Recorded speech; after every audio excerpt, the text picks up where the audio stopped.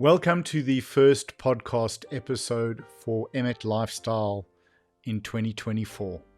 Today we sit down with powerlifting coach and artist Megan Leighton to talk about not only her powerlifting career and her coaching career, but also her art. When I recorded this episode, it was for our Emet Media channel, which is focused primarily on sport, athletes and coaches, but touching on Megan's art and her unique way of creating art on canvas, I felt it appropriate to share here on the Lifestyle channel.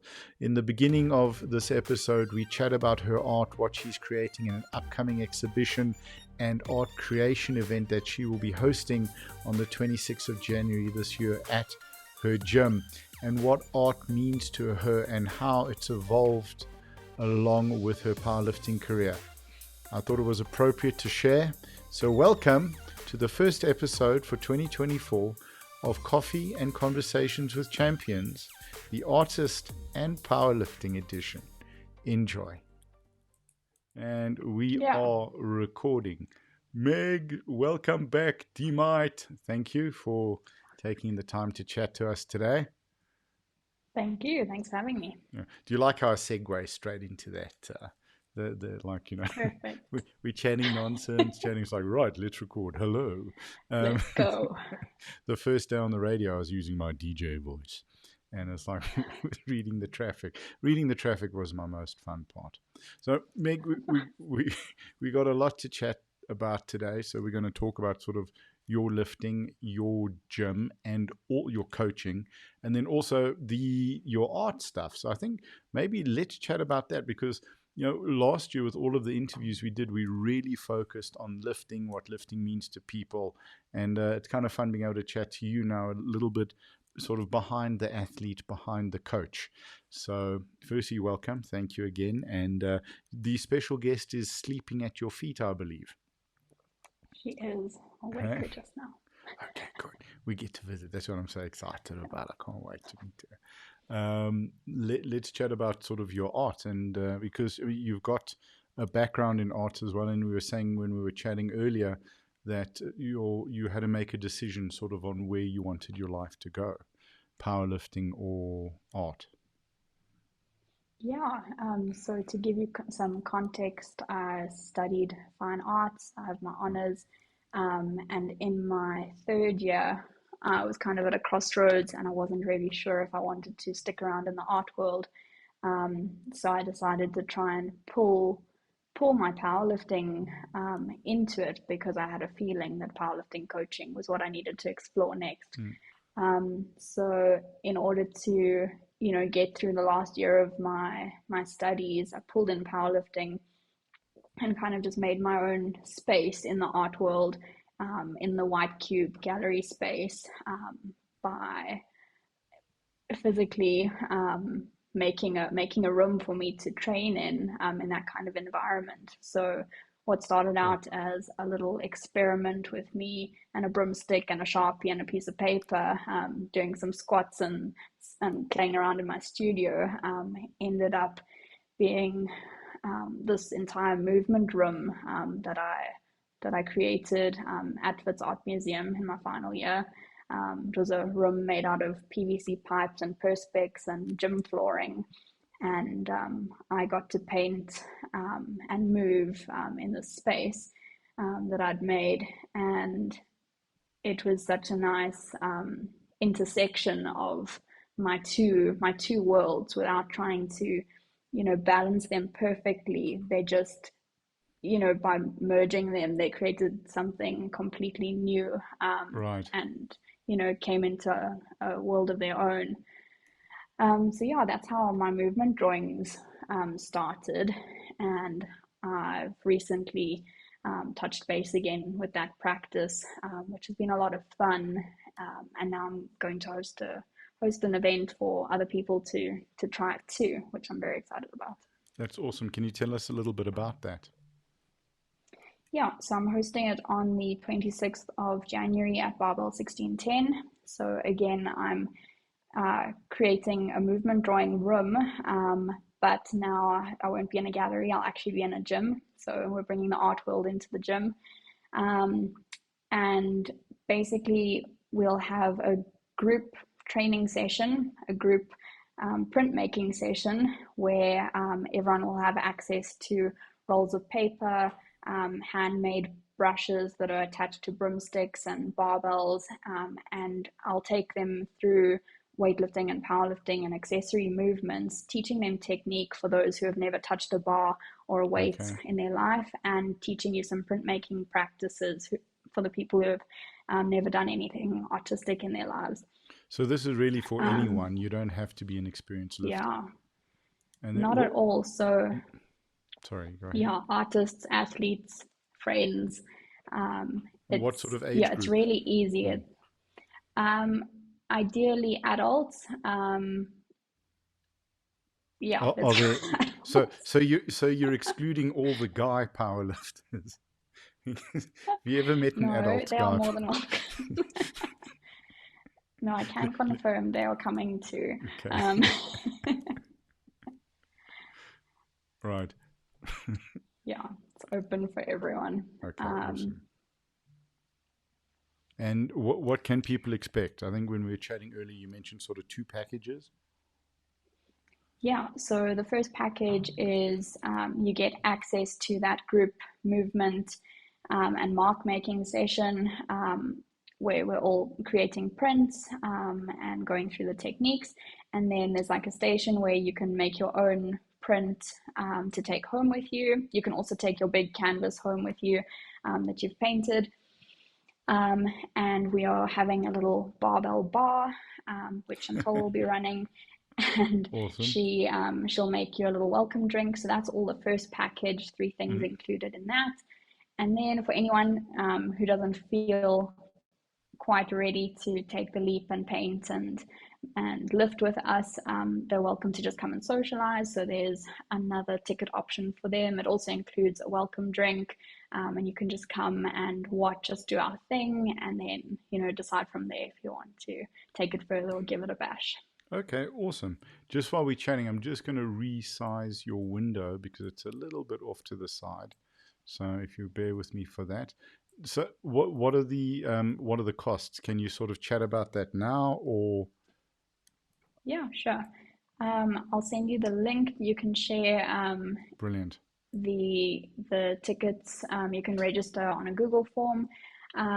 The socialize option is 175 Rand, which includes your welcome drink and your entrance. And then the full package, which includes the 2 different types of printmaking and lifting, is 550, and that also includes a welcome drink and a lot of fun with our barbell team and artists, tattoo artists. Hey, that's going to be cool. Cool people. Awesome. That I'm lucky to know coming through. 100%. Yeah. So now, where have you sort of gone with this format of art, the style of art that you started with? This is. I'm thinking as we're chatting, this is going to be really great to talk about for our lifestyle channel as well. So we'll keep you on for that. So tell us a little about how it's evolved. So what started as just experimentation turned into this full installation and performance art, which I think as a concept, you don't have to relate to anything arty, but as a power lifter,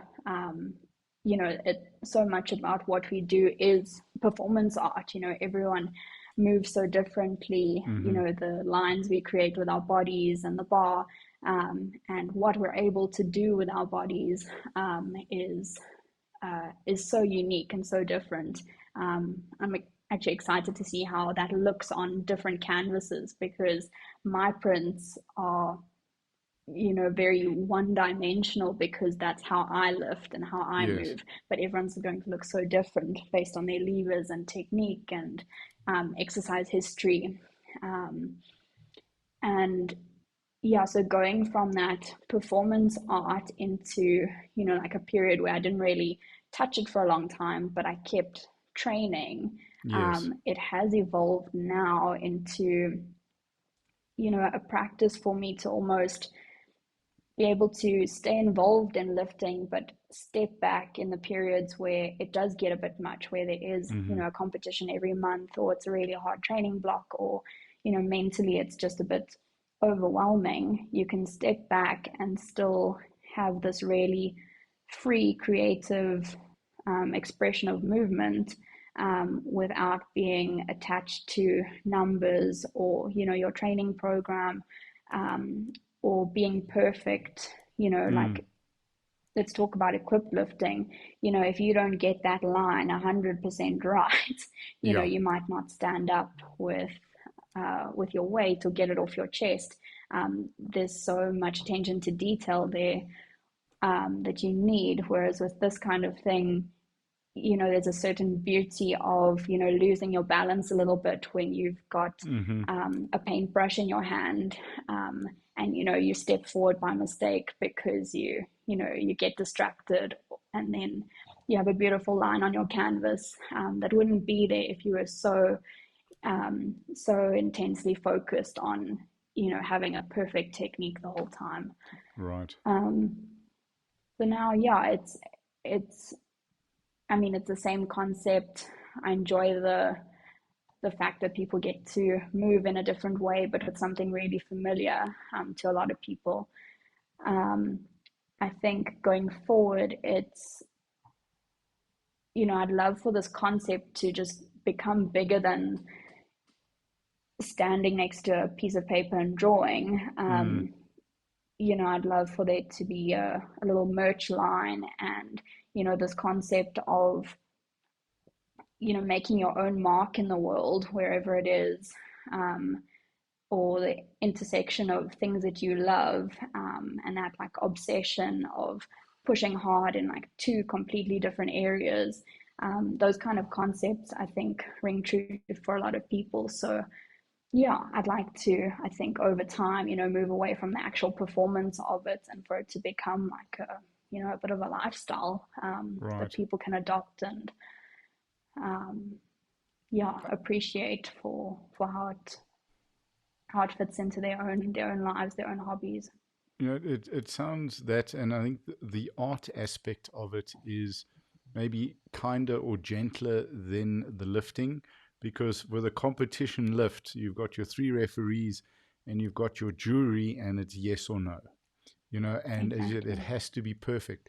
There's no points for interpretation of the beauty of the movement.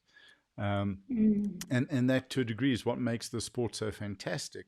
But I love what you're doing with the art aspect of it, where you're saying just even the movement, the interpretation of the movement, which is how it's the ink or the paint is being applied to the canvas, that is capturing that moment in time, and that can then the beauty in that can be reflected by who's looking at it, and then taking the time to explain it and understand it. And I think chatting, I'm sure it's going to be fun to chat to Coach Steve about watching the movement, and seeing how he would interpret that versus someone who has no idea of the movement, where it's just something quite beautiful. And what I also love about what you posted with some of your artwork is the height that you can attain. So for if you've got a tall area that you want to fill with a piece of art, this is absolutely perfect for that. And I suppose it can be done on different levels, and the art can actually Yes. evolve as well. You can maybe take three different canvases and you mount them on top of one another as your lift progresses. Over a time frame, you can put the different snapshots of that moment of lifting together. It's very, very cool. Exactly. So that's I Yeah, think there's every a lot of single room gym for should have. opportunity. Absolutely, every single gym out there should be doing this. I mean, every CrossFit box should be having this sort of as a fun day. You do this at the beginning of the year, and you can look at your lifting, and then you do it at the end of the year, and you look at your lifting, and where the lifting has improved may not, as you said, where you lose balance and you end up with a different line. The improvement on the lifting may not mean better or more beautiful art, but the meaning behind it Mm. can be quite profound. showing, your Oh, for commitment to sure. showing up, to your commitment to your training, your commitment, your sacrifice that you've made. There's a lot of meaning behind those movements. That's very, very exciting. So this is something where you could be moving into big time. Don't know. We'll No? see where We'll it see where it takes goes. us. Absolutely. That's very, Yeah, very cool. How but big are the yeah, canvases I'm that you're very bringing excited. in? Yeah. So for the group session, those canvases Mm. are about 2 meters Okay. tall by about a meter. So everyone gets like a sheet of So I was going to say, finished print paper there. if you're getting the Furmans involved, you- you're We gonna will need some taller extend paper. that a Yeah. bit. Right. Bring a step ladder. Yeah. Um, Okay. So 2 meters. yeah, yeah. So that's roughly the size, and it's those prints aren't meant to be perfect. You Mm. try and get as close to the wall as you can, so that your brush can follow the whole movement and touch the paper at the same time. That Right. doesn't always happen though, and that's perfectly fine. Um, then what's nice is you can sort of take those principles and take them to your little do-it-yourself print station and try and like imitate those brush strokes in a much more controlled manner. So you'll have like a little handheld brush, Right. can make these little things that have, that are like nice to hold in like different positions. Oh wow. Okay. Sorry, I don't know where my camera is. Yeah. Yeah. There we go. So you'll have like things like this to play with, to paint with, and that'll be on proper Fabriano print paper, so you can frame it afterwards. You can put Awesome. it up in your So gym. what I'm going to do is I'm just adding you in here solo. Can you show us that again? And then also show us Hmm. just an example of the art. That'll be fantastic. Okay. There's a little Wow. brush. Sure. Yeah, it's got cool attachments so you can really hold it however you Right. wish. And then here's a print I did back in There we go. 2017. Mhm. Oh, wow. Okay. So that is very much what what all my movements look like. There's a clean in there, and there's a squat, and there's some bench press, um, Right. uh, but all just imitated on a much smaller scale. There's even some lifting chalk in there. Okay. Um, yeah, and different colors for different lifts, and Oh, that's what I was feeling. that's very, very cool. What was sort of the reasoning behind? So I completely botched that one. There we go. Let's go back to this one. What was me and my toys. I love buttons. Oh, good. Um, what is sort of the choice of color with the black and white and the gray and white? So that was pretty much what stood out with both the powerlifting and the art world. In the Mm. art world you have this white cube gallery, everything's got to be perfect and pristine, and then most little powerlifting gyms in South Africa at the time were pretty dark and a little bit dingy. A The bit gym basementy. flooring has seen Yeah. better days. Yeah. um, The gym flooring had and seen better days in 1975.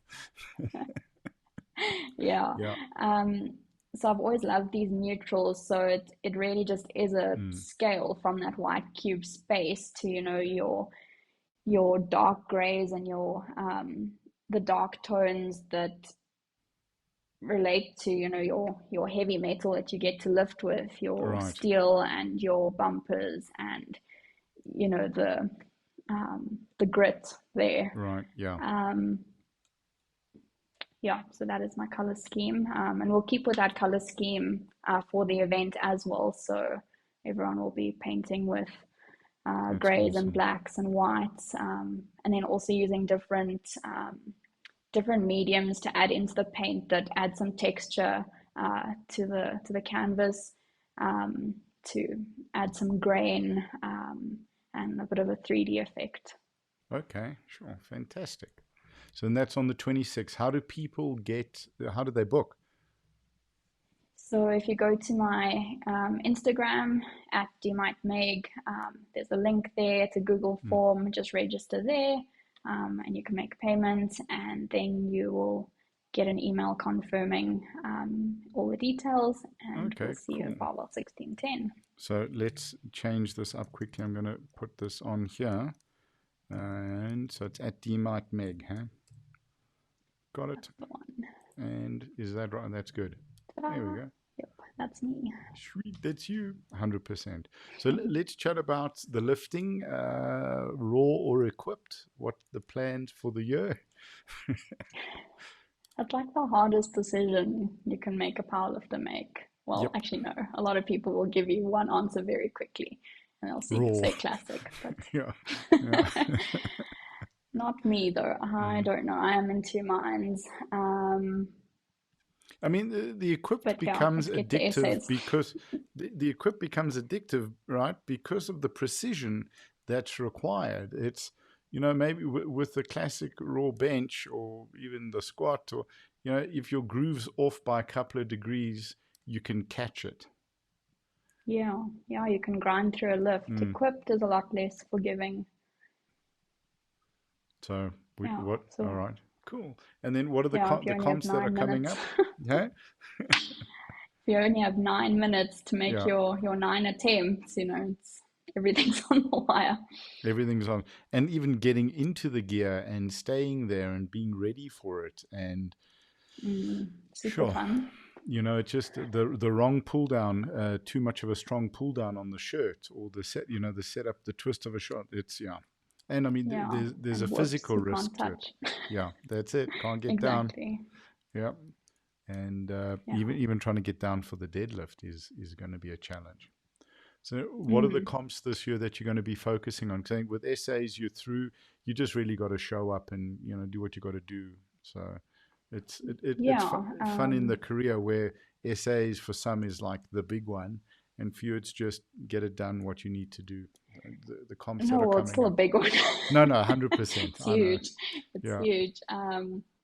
Definitely has its weight behind it, but uh, yeah, that's the thing. I've also done this for long enough yeah, that, I know what to focus on. If you're not focusing on yourself and your 9 attempts, then, you can pretty much count yourself out anyway. yeah. Absolutely. Um, so yeah, get to essays and then, hopefully make the team and either do opens in Lithuania or opens in Iceland. Okay. Um, Either way would be incredible. And then we have some lovely comps in SA too. We have Commonwealths and African champs in October, and then World Masters straight after that. Yeah. So, are you moving into Sun City for a month? Might have to. Yeah, Yeah. we'll just We're figure gonna out we're that gonna closer we're to gonna the time. we're gonna see a barbell 1610 like a caravan or a mobile home Yeah, parked at just Sun move City. our lifters in Yeah, there. yeah, That's the absolutely. thing. Yeah. Because I mean that can become quite a challenge, and I think just to touch on that, where you spoke about essays and focus on yourself. For you, you're focusing on a lot of athletes, all with different needs, different goals, different objectives, and moving, and then you also want to compete as well. So how's the coaching going? How's the gym going? But let's Hmm. just we'll chat about that. Let's talk about how do you manage that? How do you manage your nutrition, your energy levels, your sleep when you're also managing a lot of clients? It is challenging. I think last year really, really showed that. And we learned a lot from, how we were doing things last year. We realized we can't do everything. Mm, Every coach does not need to be responsible for every single facet of, someone's prep. And, the first half of last year, we had like 7 comps in 6 months. Most of right. our athletes almost did all of them, or at least 4 of them. Mm, So, it was go, go, go the whole time. We were exhausted come July. Um, and I think this year we've we've definitely sorted out our systems a lot more. So we've got a really nice online training app now for our clients where their program and nutrition and all of that will be in one place. Okay, awesome. So that really helps us for both our online team and our in-person team.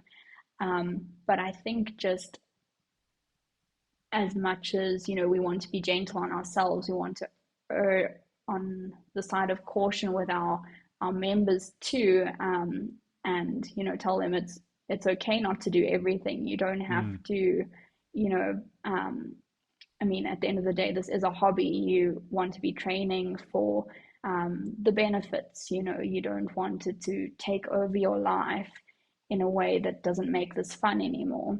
Right. And that can happen So quite easily, huh? yeah, very, very easily and very quickly too, and sometimes almost without realizing it until it's too late. And we want people to just enjoy the sport, for a long time and be master for still wanting to go to essays. But you just have to be a little bit more gentle on yourself and, decide, okay, in the grand scheme of things, what's most important this year? Is it a podium spot and a spot on the world's team? Or is it just, loving training, hitting your goals, whether it's in the gym or on platform, and still making it to, 2025 as a powerlifter. Yeah. So yeah, it is tricky to manage, but I think you just have to be realistic at the end of the day, and powerlifting is always going to be there, or at least the competitive side.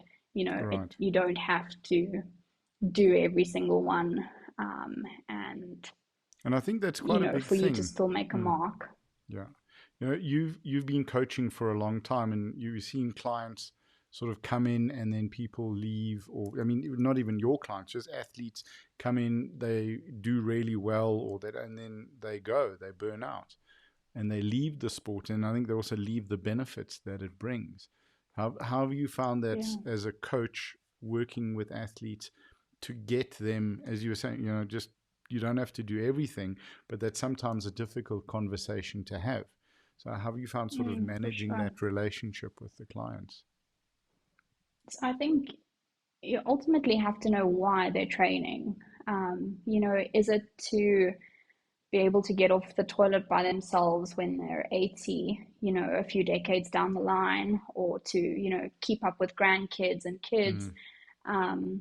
Or is it because they want to be the best powerlifter in the world? Then their training journey looks quite different. It's the same foundation, but it looks quite different. So if you can figure out why they're training, it's a lot easier to keep them invested and, get them towards that goal and actually understand that every step, they're taking on the way is so important. Right. I think regardless of the goal, having that end in sight, not like the end of your training journey, but either having a comp day, or a date by which you can actually look back and see the progress you've made. That's what keeps people in the sport.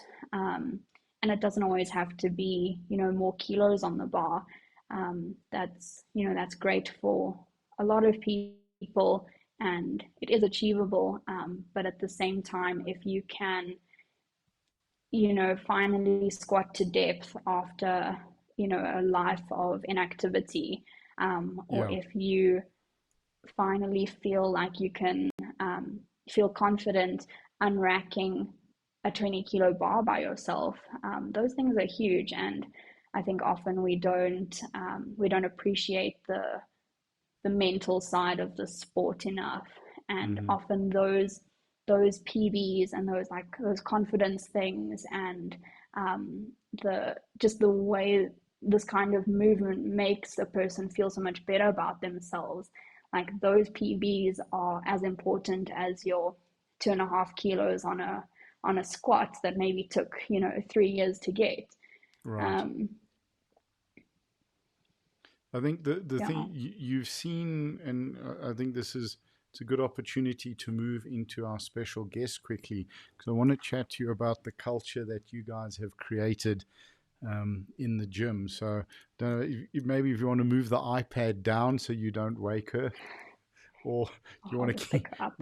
Okay, cool. Let's have a look. This is so cool. Are you ready, ladies and gentlemen? Oh, it's a very sleepy baby.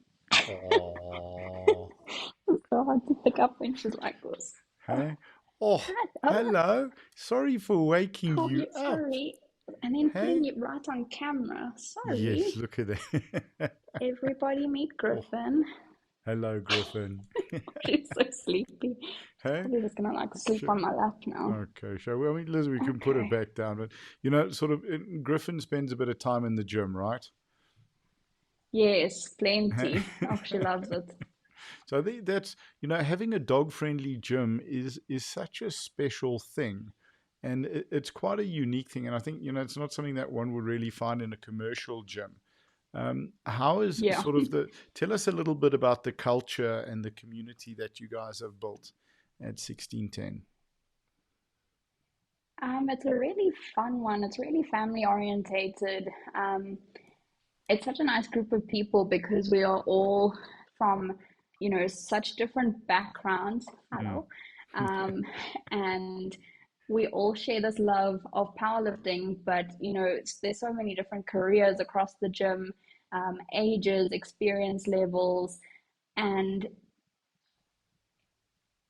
I, I don't actually know how we managed to get this culture so Right. right because when I Yes. look at other gyms, I'm like, I could never train there, like Mm. that would never suit me. But I mean, we enjoy life, we are obviously serious about powerlifting Mm. when we need to be, but we also know that there's more to it.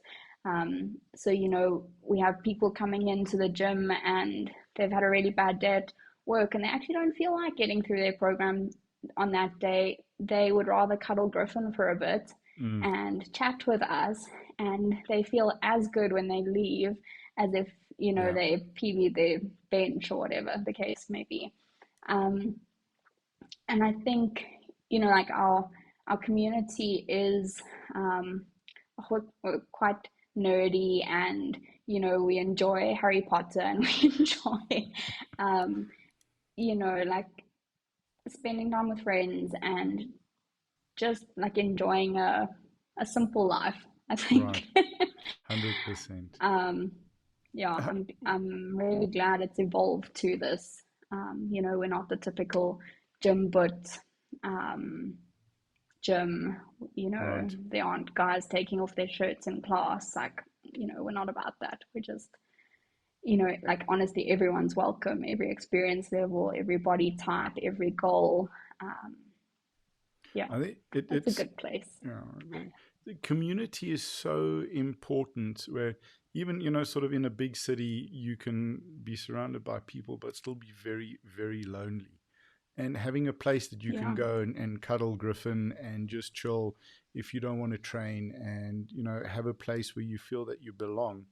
I think particularly what we've been through the last couple of years with the pandemic and with the isolation, how has the gym become sort of a safe place, a community place for your members, and how important have you seen that become for your members?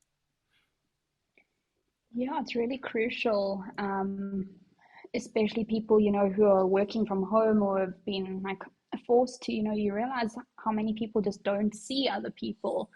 You do need some kind of outlet. You do need to make adult friends. Hmm. Those kind of relationships are so important for your growth and, just to see life through a different lens. Um, so what we did with our community, we de-affiliated from CrossFit in 2020 during lockdown. So we used to be CrossFit 1610, with still with a focus on powerlifting. But what we decided to do in the last year was rebrand our group strength and conditioning to a strong and spicy membership. It's a Love it. more fun way of doing strength and conditioning, Yeah. still with a huge focus on technique and programming. Perfect description. Interrupt. It is 100%. So yeah, like we're really pushing technique and good programming, but in a group environment. So it's not super individualized, but there's still enough room for people to scale it, choose their own intensities, get enough help with their technique and actually feel like they're seeing progress week to week, and teaching them skills like RPE and, those kind of things. But in Strong and Spicy, we developed a system of houses in our gym. So Okay. as when you get your Hogwarts letter and you go off to Hogwarts, you get sorted into a house. When you come to 1610, you too get sorted into a house. And this has been a really nice way to have some friendly competition and community building within the gym. So every 12 weeks, after a Strong and Spicy block that we've programmed, we'll have a shindig, which is a themed event where our 3 houses, so Chantal runs a house, I run a house, Erin runs a house. Our 3 houses compete against each other. And what are the houses' names, if we may ask? The houses, so Chantal's is Glimmer Draki, mine is Sulfur, and Erin's is Loch Lutrine. Well, yeah, there's a whole story about all of that. Cool. But yeah, we're saving that for another podcast. Yeah, we host these events, and the teams battle it out for points. So they'll be doing double deadlifts and tire flips and a whole bunch of cool exercises, or just getting together for a nice social. And then we award a house cup at the end of the year. Okay, which Erin awesome. is not letting anyone else win as of yet. Which how does that make you feel? Like I'm gonna come back with a vengeance this year. My team is coming. Good. Gonna kick some butt. Oh, awesome. So Megs, we've chatted about quite a lot. From the art to the lifting. Is there anything sort of that you'd like to talk about or to add? No, I think we've covered, pretty much everything. But I'm excited with where the gym is going this year. There are lots of opportunities for people to work with us, which I don't know if they really know about. They see us as powerlifting coaches, but does that just mean a program and off you go? No, we're really trying to push. What do you look what are the other aspects that people can use? Yeah, we're trying to push our online coaching now. We do have quite a few clients all around the world. But powerlifting is becoming so much more accessible now, and it really does just help to have that person in your back pocket, that that helps you along the way, so that you don't have to, make the same mistakes we did or figure things out by yourself, because, people actually want to achieve their goals. They don't want to spend months and months trying to figure it out. So can online people join a house as well? Yes, yeah, they do. Good. So all my private clients are in my house, and Chantal's and Erin's in theirs too. All right, cool. But that's important. You get online points. Even the online is community, right? And that's so important. It is. Yeah, for sure. We're doing our nutrition coaching, and we are getting a lot of resources up for our community on our Facebook group and all of that. And then obviously, we love being at powerlifting competitions, and we have a big team that we handle, and we're getting extra hands to even help us there. But if anyone does need someone, how important it is to have someone in your corner on the day. We 100%. Are also open to helping and just popping in for the day to get you sorted Okay, and cool. hopefully make your first comp a good experience. 100%. And that's, it's the thing that I loved with the last comp that we had at you guys was not only the boerewors stuff, which the guys loved, but the fact that there were bar ones and chocolates as well, which is so important. We're keeping the community at large happy. Absolutely. So how do guys get hold of you? How do they get hold of the gym?